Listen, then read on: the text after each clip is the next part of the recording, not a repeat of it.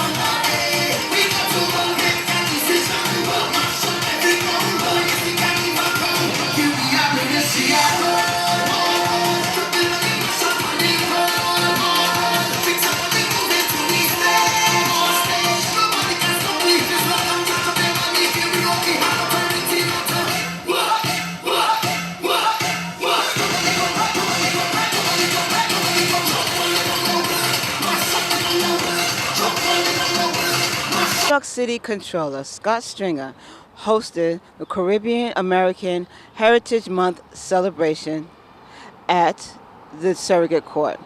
The honorees were David Levy, the host on WBLS 107.5, Tanuja Raghu, the president and founder of Spotlight Television Programming, and the first Haitian New York State Civil Court Justice, Dwayne E. Paul.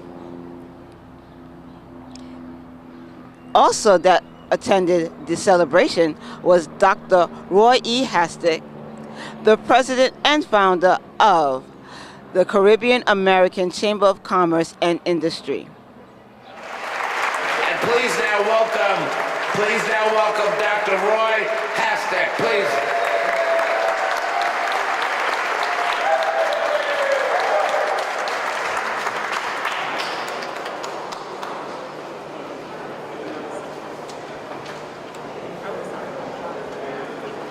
Thank you very much, our City Controller, Scott Stringer. Let's give him another round of applause. Now, I could call him Scott because we are very good friends, as Bertha would tell you. Scott just shared with me that he'll be on Eastern Parkway on Labor Day with his daughters and his wife to jump up on Labor Day. And he knows I had a stroke many years ago, so it's hard for me to keep up with him. But it's an honor and a pleasure to be here with you every year as our good friend, our leader, in the great city of New York, celebrate Caribbean American Heritage Month. To the distinguished honorees, some I know and some I read about, congratulations. To Carol Wallace, our distinguished diversity vice, are you vice president or Deputy Chief Diversity Officer, helping MWBEs access the resources for the city. We at the Caribbean American Chamber of Commerce and Industry will let you know that it was a very good choice that Scott made, and we need to applaud him for that. And I'll be very brief, but just I want to mention that my wife, again, as Scott mentioned, is here. My two daughters are here. I want to thank them for working with your staff who got me here this evening. But the Caribbean American community have really come a long way. We did not do it by ourselves. We stand on your shoulders. Many of you who are here, like Bertha and some of our distinguished leaders in this room, we stand on your shoulders. So our accomplishments, we owe it to you, your mentoring, your love, and showing us the way to become politicians, elected officials, to become leaders within our own rights, economic development. I learned a lot from you, Bertha, and I'm glad that you're here with us this evening. So I would like you to enjoy yourselves, dance with the steel pan, have fun, and Scott, my friend, again, thank you so much, and God bless you.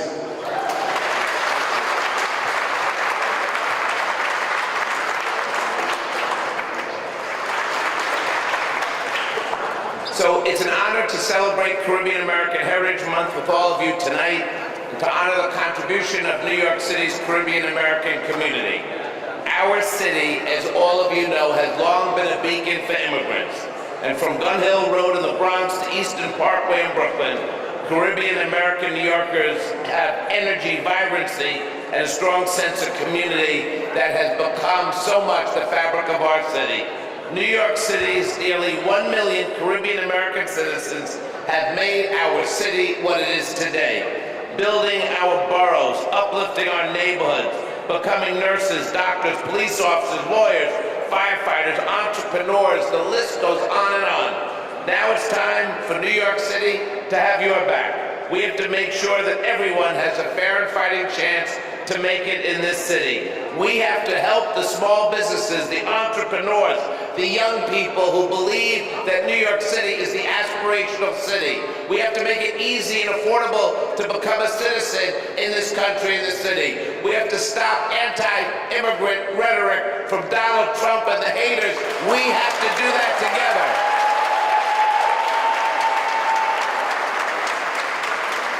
I'm tired of people who don't understand the special secret of our city. We speak 170 different languages from 200 countries. Our national census says in just a handful of decades, we are going to be majority nobody. We're going to be a country for everyone. And New York City has always led the way. I love growing up in this city. As a little boy to now in my prime, you don't get to have a 4.5-year-old and 3-year-old if you don't have some energy I want to just, okay, you're laughing too much now, it's kind of serious. This was the part in the speech where you just kind of go along. Okay, this city is for everybody. And I'm so proud to have been so part of the city all my life. And one of the reasons why we do events like this is because we take a quick pause and we settle in and we thank the people in the community that are doing some very special things.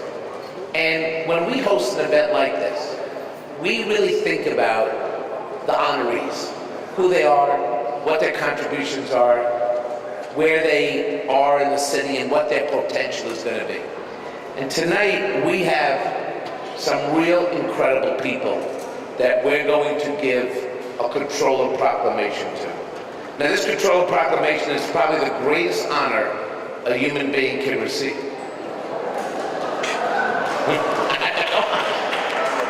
It's our small way of recognizing their contributions to the Caribbean community in New York City. So our first honoree is David Levy, host.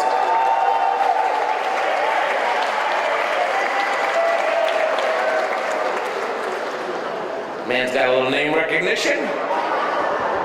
Well, he's the host of WBLS's 107.5 FM and the original Rude Boy, known as the King of the Caribbean Swing. Mr. Levy got his start when he was a student at City College, working as a radio announcer and party promoter, and has launched a 2-decade career which has taken him across the globe.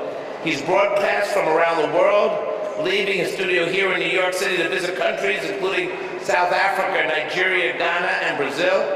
He's interviewed an impressive list of international all-stars, from Bill Clinton to Nelson Mandela and many, many others.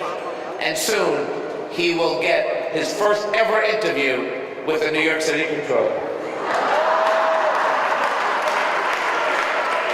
Whether he likes it or not, no.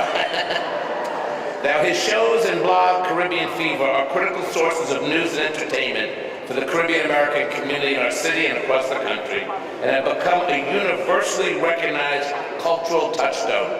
For his decades of excellence as a broadcast journalist, and for, as he would say, rocking you every day, it's an honor to recognize David Levy.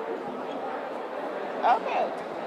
Greetings, this is Verona the Dance Specialist here on Create Your World, and I'm here with David Levy from 107.5 WBLS. So tell me, Mr. Levy, how you like getting your Comptroller Proclamation? Well, it was an honor and a pleasure. I'm very happy for it. I'm very happy to be recognized. You know, when you put so much years in, you're happy that people recognize your work. But, you know, I'm coming on the backs of a lot of people who have done it before me and who've opened up the door for me, like my idol Frankie Crocker and other people in the news and music industry. So I've got to recognize them. And I'm not the only one out here. I might be one on a major radio station and I might have a few more viewers, but there are other people out there doing it just like I am. So we're all together pushing to bring Caribbean music, culture, and awareness, as we say, to the peak of bigness by any means necessary. Excellent, excellent. What's your next steps for media or any other project you have going on? My next step is to get more in the media, to make sure like we take advantage of the Facebooks and Twitters and Instagrams and all that kind of thing. So right now we're gearing up to take advantage of all those things. Oh, okay, excellent. Thank you so much. Thank you for being on Create Your World, and I'm glad you are creating new worlds through media. Thank you very much. I do appreciate that. Create your world. Tina Chiragu of Caribbean Spotlight Television. And you said you were doing this for a long time. What made you get into this industry? Well, my father is a broadcaster, has been a broadcaster in Guyana for over 50 years. And when we migrated here to New York about 35 years ago, there were no West Indian TV shows nor radio shows. And he thought that our people here in New York needed to have programs that they can actually tune into with their families to enjoy and to kind of tune in and be in touch with what's going on in their homeland. So he founded television programs and radio programs, and I guess I was inspired by my father, Ishii Singh, to continue that legend. And today I'm here doing it for about 30 years, since 1986, so if you do the math, 2016 it's 30 years. So it's definitely a long time, and I'm enjoying every minute of it. And how did you feel about receiving the proclamation from the controller? I'm absolutely honored, and I'm very grateful that my hard work has not gone unnoticed, and I'm totally thrilled, and I will continue to uplift my people and to continue to do the great work that I am doing, that I'm acknowledged for this evening, and it's my pleasure to continue to do the best I can. Has been Lucy Ramirez. Thank you. A little bit about the campus. Tell us what's there. Yes, well, we are excited that we are celebrating our 11th year, celebrating the Caribbean American Heritage Month here in the United States of America. We did not do it alone, as I said tonight. We've got to come shoulders to shoulders. We stand on shoulders with our African American, whites, Hispanic brothers and sisters who helped us to pave the way for us to survive and thrive in this great country. And today, the Caribbean American Chamber of Commerce and Industry thank everyone that supported us and continue to support us. And I just hope that we continue the legacy of so many legends who have been around for so many years, helping the community to survive and thrive. All right, thank you so much. Thank you. All right, this is Create Your World with Dr. Hastic, and thank you for joining us. Thank you so much. All right.